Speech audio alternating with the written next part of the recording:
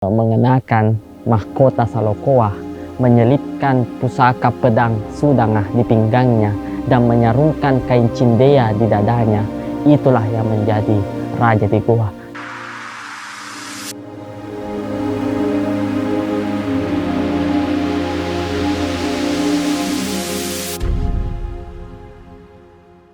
Balak Lompua itu adalah bekas istana kerajaan Goa dengan ciri khas berbentuk rumah panggung adat masyarakat Bugis Makassar. Istana Balak Lompua ini dibangun pada tahun 1936 pada masa pemerintahan Raja Goa Imangi Dematutu Sultan Tahir Muhibuddin Tumenanga Risunggu Minasa. Bangunan ini dibangun sebagai bentuk perlawanan terhadap imperialisme dan juga sistem politik yang berlaku pada masa itu, di mana kerajaan Goa setelah ditaklukkan melalui perjanjian Bongaya, semua bangunan istana itu tidak boleh dibangun tanpa izin dari pemerintah VOC atau pemerintah yang berkedudukan di Batavia pada masa itu. Lalu Sultan Tahir Muhibuddin ini dikenal sebagai seorang patriot sejati dan seorang negarawan, dan juga memiliki ilmu agama yang kuat dengan tarekat Al-Hawatiyah yang beliau dalami. Lalu istana ini memiliki posisi dan peranan yang strategis untuk menghimpun dan menjadi ruang diplomatik antara raja-raja di Sulawesi Selatan dengan pihak company yang berkedudukan di Makassar pada masa itu. Jadi bangunan ini menjadi saksi sejarah bagaimana perjuangan secara diplomatik antara kerajaan-kerajaan lokal melakukan perundingan dengan company yang berkedudukan di Makassar dan di Batavia. Bangunan Balak Lompua ini memiliki 3 bagian ruang. Ruang pertama itu adalah Kalebalak, ruang tengah. Dan ruang paling atas itu atau loteng yang disebut dengan Pamakang, dan yang ruang bawah itu disebut dengan Pasiringan. Ketiga bagian rumah ini secara vertikal melambangkan hubungan keseimbangan bagi masyarakat Bugis Makassar yang mengenal sebuah pandangan kosmologi yang membagi kehidupan ini menjadi 3 tingkatan. Bagian atas disebut dengan Botilangi, bagian tengah disebut dengan Alekawa, dan di bagian bawah disebut dengan Pertiwi. Jadi ketiga bagian ruangan itu merupakan manifestasi kepercayaan lokal masyarakat Bugis Makassar yang membagi kehidupan ini, membagi dunia ini dalam 3 tingkatan secara kosmos.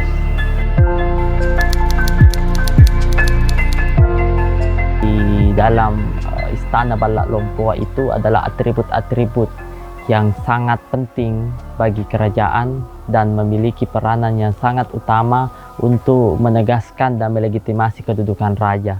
Pusaka-pusaka itu antara lain adalah Salokoah.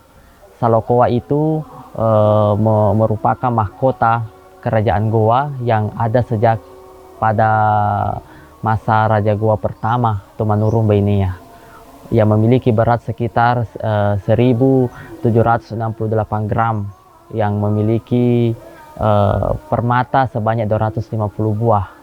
Yang kedua itu ada yang namanya keris tatarapang. Keris tatarapang itu adalah keris pemberian dari kerajaan Demak. Yang ketiga itu ada namanya Sudangah. Sudangah itu sebuah kalewang yang berlapiskan intan permata dan juga bersarungkan emas. Selanjutnya ada namanya kolara. Kolara itu sejenis rantai yang dipakai pada saat pelantikan Raja Goa. Ada juga yang namanya Poto Jangat-Jangaya. Poto Jangat-Jangaya itu adalah gelang yang berpasangan, yang masing-masing gelangnya itu terdapat kepala naga. Selanjutnya ada yang disebut dengan Laklang Sipue atau payung separuh dari kerajaan Goa yang menaungi Raja Goa kemanapun dia pergi. Ada juga panji kerajaan Goa yang bernama Sulengkaya. Dan yang paling penting itu adalah Salokoah dan Sudangah. Sebagaimana istilah pelantikan Raja Goa, Inai-inai anjuju mi Salokoah, ampasapi ki Sudangah, ambarai cindea, ia mi antu karen nurigoa, sombai karen nurigoa. Artinya barang siapa yang menjunjung atau mengenakan mahkota Salokoah, menyelipkan pusaka pedang Sudangah di pinggangnya dan menyarungkan kain cindea di dadanya, itulah yang menjadi raja di gua. Sembahlah rajamu di gua. Artinya patuhlah dan taatlah terhadap raja atau kareng yang ada di gua yang telah memimpin kerajaan gua secara turun-temurun.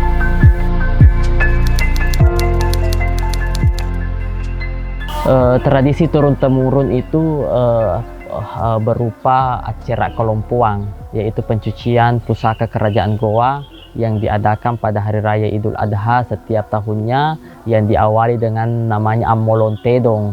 Itu bagaimana kerbau yang akan dikorbankan itu mengelilingi istana. Yang kedua itu namanya Allekajekne, atau mengambil air dari bungung lompoa yang dijadikan sebagai bahan untuk pencucian benda pusaka nantinya. Harapan dan juga pesan kepada wisatawan, cagar budaya, dan juga anak-anak muda adalah bagaimana kita harus mengungkap kembali dan mentransformasi kembali nilai, pesan, dan juga semangat dari peninggalan-peninggalan bersejarah. Inilah sebagai identitas dan bukti bahwa kita memiliki peradaban yang besar sejak masa lampau. Bangunan-bangunan bersejarah dan benda-benda bersejarah adalah saksi bagi kita pada hari ini tentang bagaimana kita pandai merawat, pandai menjaga, pandai memelihara, dan pandai untuk mengembangkan dan juga meningkatkan nilai dan juga hakikat dari benda-benda pusaka atau peninggalan-peninggalan leluhur yang ada di kerajaan Goa ini.